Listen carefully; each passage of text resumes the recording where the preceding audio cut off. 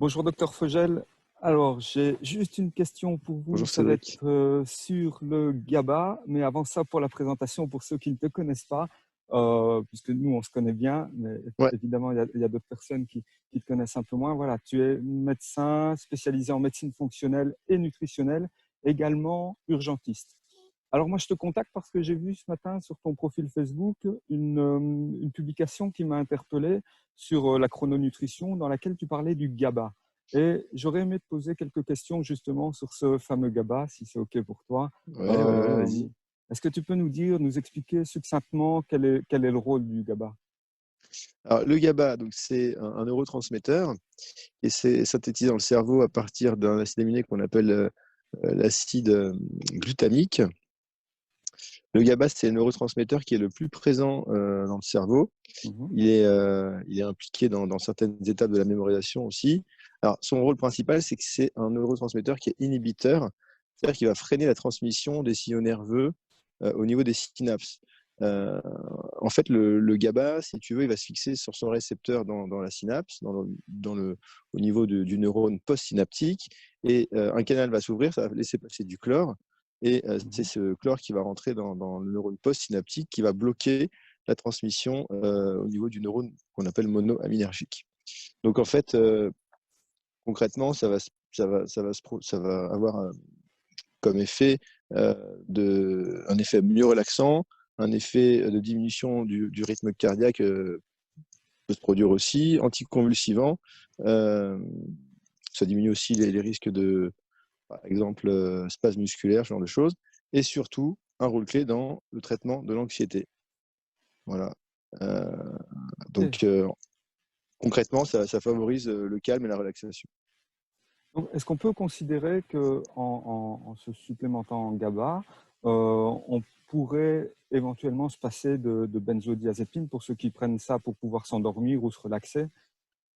Alors, ouais, à partir du moment. Alors, il faut connaître déjà le mode d'action des benzodiazépines. Donc, les benzodiazépines, elles vont agir au niveau de cette fente synaptique dont je viens de parler, Mhm. en se fixant justement sur le canal euh, du GABA, donc le récepteur du GABA, euh, comment dirais-je, en augmentant l'affinité du GABA pour son récepteur et donc en renforçant l'effet du GABA.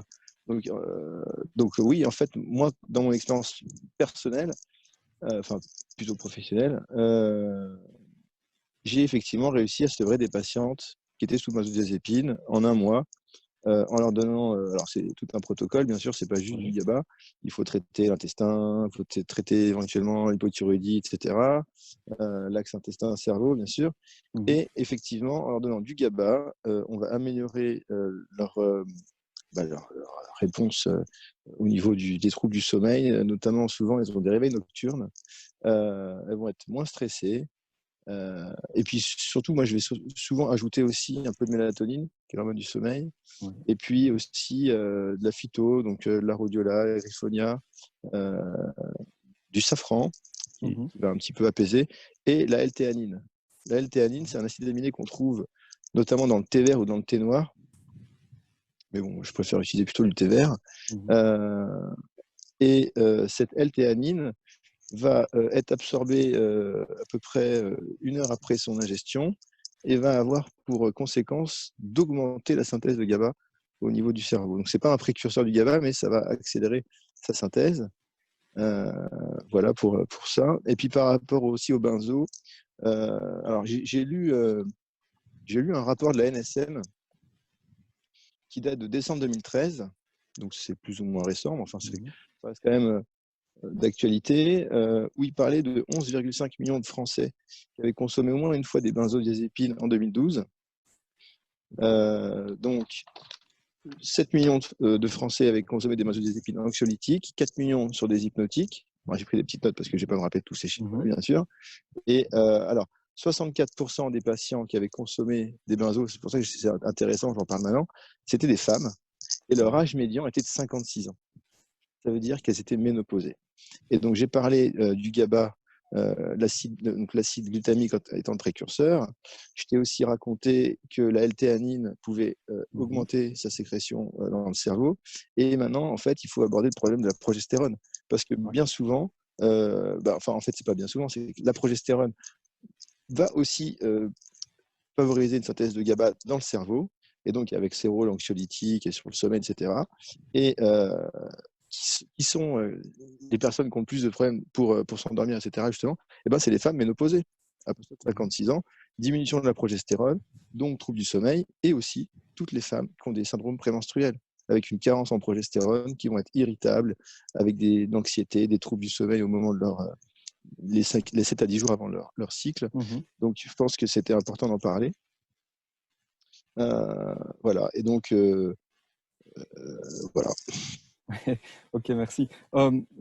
Donc oui, effectivement, bon, tu nous parles des femmes, mais qu'en est-il pour quelqu'un de 25 ans qui aurait vraiment de la difficulté à s'endormir? Déjà, est-ce qu'on peut identifier facilement le manque de GABA Tu as des signes, oui. Alors, oui. je vais t'en parler. Tu as des signes cliniques. Donc déjà, les troubles du sommeil, bien sûr, l'anxiété, cette espèce d'impression de boule dans la gorge. Et puis alors aussi, on peut noter, chez certains patients, un besoin de consommer de l'alcool ou de fumer une cigarette, justement pour se détendre. Ça peut être des signes de manque de GABA. Et donc, dans ces cas-là, se supplémenter. Ouais. Ok. Et dans la supplémentation, justement, de manière générale, mais enfin peut-être, ça va peut-être être difficile d'en parler, mais de manière générale, quels sont les dosages que tu recommandes? Bon, moi, souvent, je donne 500 mg de GABA. Mhm. Voilà, associé à d'autres substances, j'ai dit, mais globalement 500 mg de GABA entre 17 et 19 heures. Et alors, ce que je dis souvent aux patients, je dis, voilà, après, c'est à vous de tester. Vous le prenez à 17 heures, vous le prenez à 18 heures, vous le prenez à 19 heures, et vous voyez si vous vous réveillez moins la nuit, si vous avez un meilleur sommeil, etc. Parce que comme on est tous différents, le polymorphisme génétique fait qu'on a tous des allèles différents pour un même gène, et que donc la transmission du GABA, tout ça, va pas se faire pareil dans le cerveau. Donc, en fonction des uns et des autres, il y a peut-être des moments un peu différents dans la journée, mais en tous les cas, c'est entre 17 et 19 heures. Ok, merci. Dernière question, après je te laisse pour ce dimanche.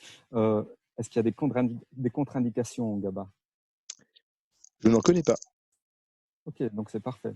C'est parfait. Dans le meilleur des cas, ça agit. Dans le pire des cas, ça ne fait rien. Ouais, c'est C'est ça. bien ça? Globalement, c'est ça. Après, Okay. voilà, tant qu'on n'excède pas des doses 500 mg par jour, je pense, me paraissent bien. Ouais. Voilà. Ok, ça va. Écoute, je te remercie. Merci beaucoup pour le temps que tu as pris à répondre à mes questions et je te dis à la prochaine. Merci. Salut Merci, Cédric. au revoir. Bye bye.